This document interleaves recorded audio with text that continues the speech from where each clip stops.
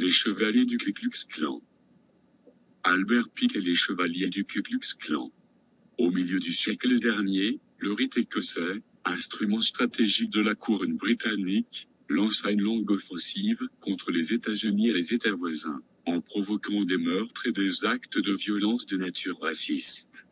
L'occupation américaine du Mexique pendant la guerre mexicaine, 1846 à 1848. La rébellion des esclavagistes, 1861 à 1865. C'est-à-dire la guerre civile américaine et la campagne du Ku Klux Klan contre la reconstruction des États du Sud, 1867 à 1879, en furent les événements les plus importants.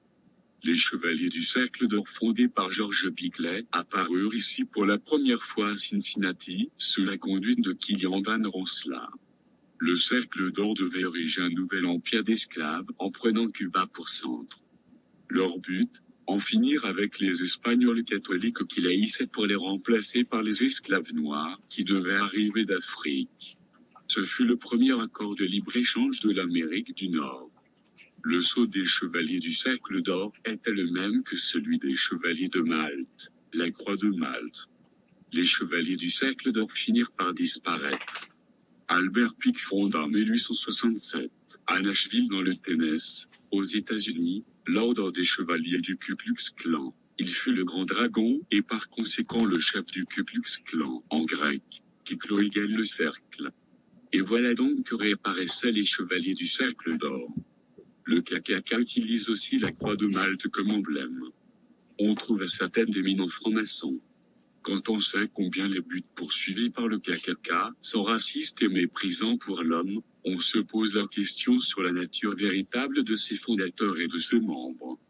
On ne peut s'empêcher alors de se demander s'il s'agit de congénères humains. Les objectifs qu'ils poursuivent avec violence consistent à soustraire aux citoyens noirs leur droit de vote, à leur supprimer le droit de posséder des armes, à désavantager les écoles pour enfants noirs et à rabaisser leur niveau de vie à celui d'esclaves.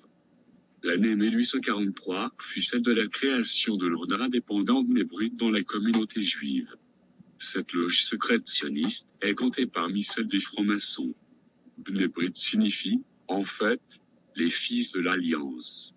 Bien que la plupart des loges de cet ordre étaient dans le nord des États-Unis, le Bnei Brit se déclara ouvertement aux côtés des Confédérés.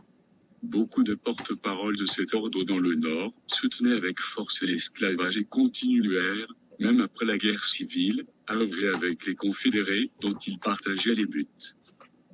La terreur blanche. En pleine nuit dans le vieux Sud américain, une troupe de cavaliers encagoulés et vêtus de longues tuniques blanches s'arrête devant la demeure d'une famille noire. Ils pénètrent dans la maison, maltraitent femmes et enfants, et abattent ceux qui tentent de leur résister avant de s'emparer de celui qu'ils ont choisi comme victime. Attaché à un poteau, entouré par ses tortionnaires masqués et éclairés par des torches, le malheureux est soumis à un simulacre de procès, torturé puis achevé par balle. Le lendemain matin, son corps est retrouvé accroché à la porte de sa maison, avec, en bandoulière, la sinistre signature des meurtriers, KKK. À la fin du 19e siècle, les membres du Ku Klux Klan multiplient ces scénarios macabres. Leur organisation est dirigée contre les Noirs, mais aussi contre ceux qui défendent l'égalité des races, comme le directeur de la First Colored School, John Dunlap, chassé de l'État du Mississippi à coups de fouet. La naissance de l'Empire invisible. L'histoire du Ku Klux Klan commence avec une mauvaise farce d'anciens officiers sudistes désœuvrés. Un soir de Noël, le 24 décembre 1865, à Pulaski, Tennessee, les vétérans Crow, McCord, Jones, Kennedy, Lester Reed fondent une association de frères d'armes dont le nom, en forme d'allitération mystérieuse, reprend le grec, kuklo, cercle, associé au latin, lux, lumière. Lors de chevauchées nocturnes, ces hommes parcourent la ville, affublés de draps blancs et de cagoules pointues, ne laissant deviner que la bouche et les yeux. Leur déguisement suggère le retour des soldats confédérés morts durant la guerre de sécession. Sur le sentier de la guerre.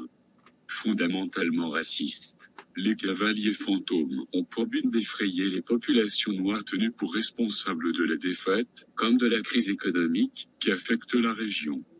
Très vite, les cavalcades macabres sont imitées dans nombre de villes d'Alabama, de Georgie ou du Mississippi, hostiles au pouvoir fédéral du Nord, qui a mis fin à l'esclavage de près de 4 millions de Noirs. Les Klansmen se font de plus en plus agressifs, multipliant les expéditions punitives, les pillages et les vengeances privées au nom de la supériorité de la race blanche. Leurs chevauchées meurtrières sèment la terreur dans les États du Sud. En quelques années, l'Empire invisible rassemble près de 500 000 membres devenus difficilement contrôlables. En 1871, le Sénat vote une anti-Ku Klux Klan Bill qui pousse le général Nathan P. Forrest, ancien marchand d'esclaves et grand mage de l'Empire, KKK, à proclamer la dissolution de sa sinistre organisation. Une première page de l'histoire du Ku Klux Klan est tournée, elle laisse dans son sillage environ 4600 victimes. La bête immonde renaît de ses cendres. Dans les années qui suivent, on entend peu parler du Ku Klux Klan, jusqu'à ce qu'un ancien prédicateur méthodiste, le révérend William Joseph Simon, ne le fasse renaître un soir de l'hiver 1915. C'est alors, sur les hauteurs de Stone Mountain de l'Alabama, qu'il proclame le réveil de l'Empire invisible à la lueur d'une immense croix de feu. Selon Simon, cette résurrection lui a été dictée pour Dieu de 1901, quand il a vu un nuage passer au-dessus de sa maison et se transformer en une cohorte de cavaliers tout habillés de blanc. Cette vision lui enjoignait de délivrer l'Amérique des étrangers. En 1915, bénéficiant de l'engouement du film de D.W. Griffith, La naissance d'une nation, qui loue l'action du KKK, l'organisation se dote d'un programme propre à soulever les foules. Dans un climat de peur généralisée, en pleine guerre mondiale, le Ku Klux Klan fait feu de toutes pièces, attisant la haine contre les Noirs, fustigeant les Juifs, les catholiques, les pacifistes ou les bolcheviks, comme les syndicats et tous ceux dont la morale leur semble impie. Les uns sont jugés responsables de la corruption des mœurs, les autres sont soupçonnés, pas en tête, de vouloir mettre la main sur le pays. Sorcier impérial et pasteur de la haine. Le clan doit sa renaissance, en 1915, à William Joseph Simon. Né en 1882, dans l'État d'Alabama, celui qui tente vainement de devenir prédicateur pour l'Église méthodiste est alors décrit comme un homme peu intelligent, négligent et instable. Il est difficile de savoir d'où lui est venue l'idée de ressusciter le KKK, organisation à laquelle appartenait son père. Simon a déclaré en avoir conçu le projet après un grave accident d'automobile, en 1911, avant de mettre en avant une autre version, à la fois plus inspirée et plus porteuse, selon laquelle il aurait une vision d'origine divine lui dictant son acte. C'est cette seconde version qui a été retenue pour les 15 disciples, qu'il a emmené avec lui le 24 décembre 1915 au sommet des Stone Mountain, comme pour tous les adeptes des années 1920. Autoproclamé empereur du clan, il règne officiellement sur l'organisation en compagnie d'Edward Hugh Clark jusqu'en 1922. À cette date débute un procès au cours duquel il est largement discrédité par un Clay Grapp, secrétaire, qui dénonce son alcoolisme et sa faiblesse face à Clark, véritable tête pensante du clan. Il sera remplacé par Hiram Wesley Evans, non sans avoir retiré de son ministère une fortune colossale de plus de 300 000 $. Une organisation ésotérico-sectaire. Ce programme est assorti d'un rituel qui mêle l'initiation chevaleresque, religion et ésotérisme de pacotille. La direction de l'ordre revient à un sorcier impérial ou un empereur, soutenu par le Concile impérial et une assemblée législative, la Convocation impériale, composée de clercs. Chaque État est dirigé par un grand dragon, chaque district par un grand titan, chaque province par un grand géant.